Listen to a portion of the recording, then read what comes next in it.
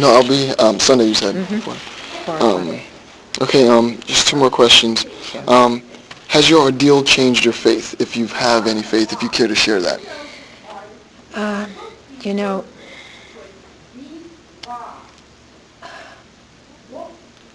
If it's too personal, I don't. it's not that it's too personal. I'm not a deeply religious person. I was not brought up religious. I have to tell you, we were Jewish. We belonged to a synagogue in Vienna because everybody did. And I went to Sunday school, but my parents went to synagogue twice a year on our 2 high holy days. Okay. And I was not brought up religious, Jewishly. Okay. In England, I went to Church of England and to Methodist Church. Okay. And none of that really meant very much to me. At one point, I questioned how there could be a God with all this going on. I did question it.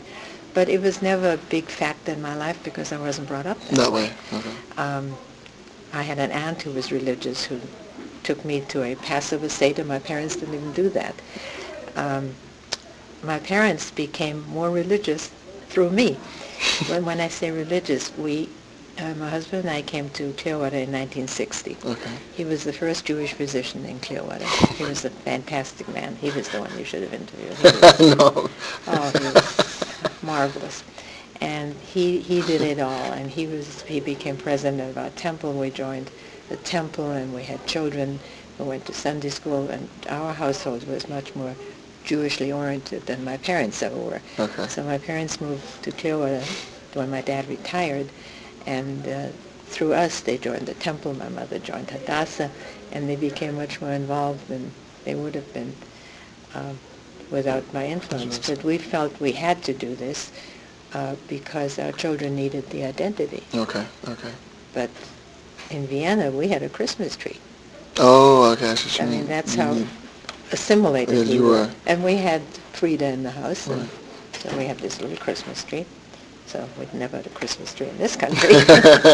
So, we made a big point of actually going to the schools and educating the teachers about the fact that, for instance, for the 2 high holidays, the children don't go to school. Well, we had to explain to the teachers why the children were not in school on those 2 holidays. And we became active in PTA just to make sure they understand. Yeah. So that's it's more heritage than religion. I like that response. Yeah. In my case, I would say. Okay. And then the last question. From everything that we've discussed, what do you want me to remember most of all? Hopefully, I see you again. But if I don't, what's the most important thing for me to take from this? That you can overcome adversity, I would say. Okay. And you have to keep a positive outlook. I mean, I've had plenty of tragedies in my life. My husband died when he was 70 years old. And there was, my brother died when he was in his late 60s. My grandparents, whom I love dearly, were killed. But I still have to tell myself life has to go on. I actually have a nice man in my life right now. I don't stop. I just don't stop. And I'm an old lady.